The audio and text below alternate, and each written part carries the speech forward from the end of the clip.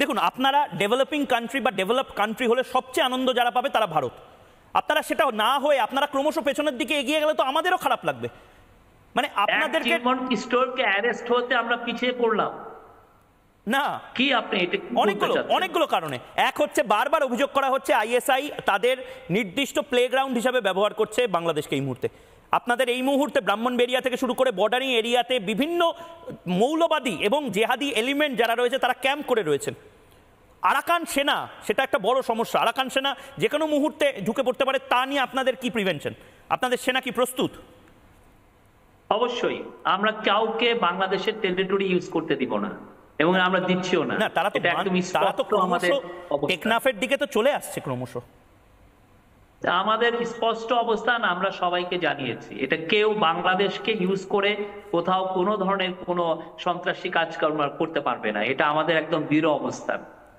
আচ্ছা শফিকুল সাহেব, একটা জিনিস তো মানে আপনি তো সংবেদনশীল, এত বছরের সাংবাদিক, এখন গোটা বাংলাদেশের মতন একটা দেশের কমপ্লিকেটেড সময় আপনি এই মুহূর্তের সবচেয়ে কঠিন ব্যাটিং অর্ডারে নেমেছেন। মানে আপনার প্রতিদিন ব্যাট করতে হয় শোয়েব আখতার থেকে শুরু করে বিভিন্ন বড় বড় বোলারদের বিরুদ্ধে। বাংলাদেশ তো ভারত ছাড়া মানে পারবে না, এটা বাস্তব।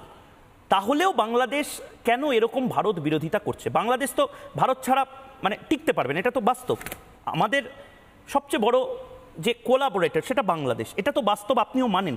তাহলে এই ম্যাডনেসটা, এই এই ভয়ঙ্কর রকম এই ভারত বিরোধিতাটা কেন আপনারা জিইয়ে রাখছেন? এটা আপনাদের নিউজ পেপারগুলোতেই উত্তরগুলো আছে, বা আপনার 15টা বছর বাংলাদেশের মানুষ কি চায় আপনাদের জনগণ, আপনাদের নিউজ পেপারগুলো এগুলো দেখেনি। তারা পুরোপুরি হাসিনা বন্দনায় ছিল। আমরা এবছরও শফিকুল সাহেব, এবছরও 150 কোটি টাকা আমাদের বাজেটে, পরশুদিন বাজেট বরাদ্দ হলো 150 কোটি টাকা ভারত বাংলাদেশকে দিল। কি বলছেন? আপনার কোনো অনারই ছিল না। কি বলছেন? শেখ হাসিনাকে তাহলে 150 কোটি টাকা প্রতি বছর দেওয়া হতো। বাংলাদেশের মানুষের জন্য প্রতি বছর ভারতবর্ষ 150 কোটি টাকা দিচ্ছে, এই পরিস্থিতিতেও দিয়েছে, 1 টাকাও কমায়নি। চাল দিচ্ছে ফ্রিতে, বিভিন্ন সময় টাকা দিয়ে বিভিন্ন চাল ডাল সবকিছু আসছে, কনসাইনমেন্ট যাচ্ছে। কি বলছেন আপনারা? মেডিকেল ভিসার সবচেয়ে আমাদের অবস্থা স্পষ্ট। আমরা ভারতের সাথে সমতা, ন্যায্যতা এবং মর্যাদাপূর্ণ সম্পর্ক চাই, এবং আমরা চাই বাংলাদেশের সাথে ইন্ডিয়ার সম্পর্ক আরো উত্তরোত্তর ভালো হোক। এটা এমন একটা বলিষ্ঠ জায়গা, সেটা তো করতে হবে যদি আপনারা জঙ্গিবাদকে প্রশ্রয় না দেন। বারবার বলা হচ্ছে, আপনি কিভাবে দেখলেন আমরা জঙ্গিবাদকে প্রশ্রয় দিচ্ছি? আমি বলছি, লজিকটা বলছি।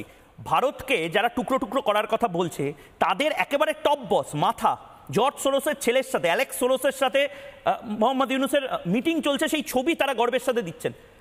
এই deep state, American deep state নিয়ে ডোনাল্ড ট্রাম্প থেকে শুরু করে ইলন মাস্ক থেকে শুরু করে আমাদের দেশে প্রধানমন্ত্রী নরেন্দ্র মোদী সবাই বলছেন। আপনারা তাদেরকে জামাই আদর করে নিয়ে আসছেন, আমরা কথা বলবো না? আপনি ওপেন সোসাইটি ফাউন্ডেশনের উনি চেয়ারম্যান, উনি আসছিলেন। ওপেন সোসাইটি ফাউন্ডেশন পৃথিবীর প্রচুর দেশে তারা কাজ করে, ব্যবহৃত হয় বলে বলেন। আপনি কি জানছেন আর আমি কি জানছি, এটার মধ্যে আকাশ পাতাল তফাৎ। আপনি যেভাবে দেখছেন আমরা সেভাবে দেখি। আমাকে একটা ভালো ভালো কাজ গ্লোবালি করছে। জসিমউদ্দিন রহমানি আনসারুল্লাহ বাংলার, জসিমউদ্দিন রহমানি আনসারুল্লাহ বাংলার, তিনিও ছাড়া পেয়ে গেছেন। ওরা তো আনসারুল্লাহ বাংলা তো আমাদের দেশকে ক্ষতবিক্ষত করার চেষ্টা করছে, সেটা নিয়ে কোনো স্টেটমেন্ট দিন। জসিমউদ্দিন রহমানির ছাড়ার আদেশটা হাসিনার আমলেই হয়েছিল। আপনি যে জিজ্ঞেস করুন, দ্বিগুণ তাকে রাখা হয়েছে। এবং আমরা যেটা করেছি, সে যখন বেরিয়েছে আমরা তাকে সার্ভেলেন্স, চূড়ান্ত রকমের সার্ভেলেন্স তার বিষয়ে রাখা হয়েছে। আপনাদের টাকা বন্ধ হয়ে গেছে সুইজারল্যান্ড এবং তার পাশাপাশি আমেরিকা থেকে, এটা আপনাদের জন্য ডিসকমফর্ট? আপনাদের জন্য তো বন্ধ হয়ে গেছে। আমাদের কেন? সারা পৃথিবীর ইউএস এডটাই যেটা ডিপ স্টেটের জন্য কাজ করতো সেটা না, মানে আবারও বলছি, আর আমাদের টোটাল বাজেটের আমেরিকান পুরো যে এইড সেটা হচ্ছে 0.18%। আপনি কিসের কি বলেন? আচ্ছা আমাকে আমার খুব দ্রুত অনেক দর্শক এই মুহূর্তে রয়েছেন, তারা নাম প্রকাশ করতে চান না, তারা বাংলাদেশের, তারা বলছেন বাংলাদেশ অর্ডিন্যান্স ফ্যাক্টরি কি পাকিস্তানি আর্মিকে দেওয়া হয়েছে? ময়ূক জিজ্ঞেস করুন ওনাকে, এটা কি সত্যি না মিথ্যে? বাংলাদেশের অর্ডিন্যান্স ফ্যাক্টরি পুরোটা এগুলো গাজাকুড়ি কোশ্চেন করে, সেগুলো আপনারা আবার এন্টারটেইন করেন না।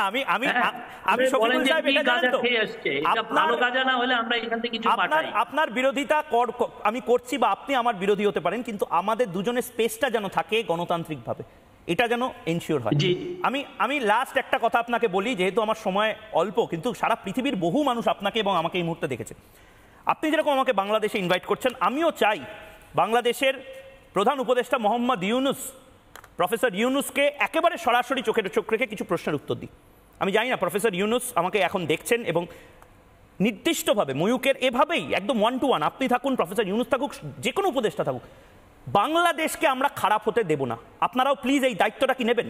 ভারত বাংলাদেশ ভাই ভাই ছিল, আছে, থাকবে সমতার সাথে, এটা আপনি বলতে পারবেন? আমি তো বলতে পারছি বাংলাদেশের সাথে সমতার সম্পর্ক। যদি ছোট বা ক্ষুদ্র করে দেখতাম, তাহলে 71 সালে অনেক কিছু করে নেওয়া যেত। আমরা একদম সসম্মানে বাংলাদেশের অবস্থায় ছেড়ে দিয়েছি। পারবেন এই কথাটা বলতে? না, আপনি 71 বলে আমাকে কি খোটা দিচ্ছেন নাকি? না, আমি বলছি সমতার সম্পর্ক, আপনারা ভাই ভাই, এটা শুধু আপনারা বলতে এখনো অস্বস্তি প্রকাশ হচ্ছে বাংলাদেশ। আমরা বলছি হিস্টোরিক্যালি, লিঙ্গুইস্টিক্যালি, আমাদের জিওগ্রাফিক্যালি, পিপল টু পিপল ইন্ডিয়ার সাথে আমাদের অনন্য সম্পর্ক। আমাদের প্রফেসর ইউনুস বলেছেন যে ইন্ডিয়ার ম্যাপ আঁকা সম্ভব না without drawing the map of Bangladesh. উনি এটা বলেছেন। আমরা ইন্ডিয়ার সাথে খুব ভালো সম্পর্ক চাই, বাট এগেন এটা হবে সাম্যতা, ন্যায্যতা এবং মর্যাদার। অবশ্যই আমরা ভাই, আপনারা আমাদের ভাই, এই সমতা এবং এই পারস্পরিক বোঝাপড়াটা থাকুক, কিন্তু টেররিজম হারবার করা যাবে না। এই মৌলবাদীদের এখানে এসে বাংলাদেশের জমি ব্যবহার করা যাবে না। আপনার সাথে আমি জানি না বাংলাদেশে এবং ভারতে এই মুহূর্তে বড় দূরত্ব, চেষ্টা করব আপনার সাথে এবং মোহাম্মদ ইউনুস সাহেবের সাথে বসে এক কাপ চা খেতে খেতে, আপনাদের কাচ্চি বিরিয়ানি এবং রসগোল্লা খেতে খেতে আরেকটা ইন্টারভিউ করার। ততদিনে আশা করি আপনারা বাংলাদেশকে সুস্থ ভালো করতে পারবেন। শফিকুল সাহেব, বাংলাদেশ অনেক সুস্থ হয়েছে হাসিনা যাওয়ার পর। একজন খুনি বুচার অফ বেঙ্গল যাওয়ার পরে বাংলাদেশ মোটামুটি 90% সুস্থ হয়ে গেছে, আর 10% সুস্থ হওয়ার জন্য আমরা আরো কাজ করছি। বেশ বেশ বেশ, একটা দেশলাই এর স্ফুলিঙ্গ থেকে আবার একটা গরম কড়াইয়ের মধ্যে না ঝাঁপিয়ে পড়ে বাংলাদেশবাসীকে অনেক ভালোবাসা ময়ূকের তরফ থেকে।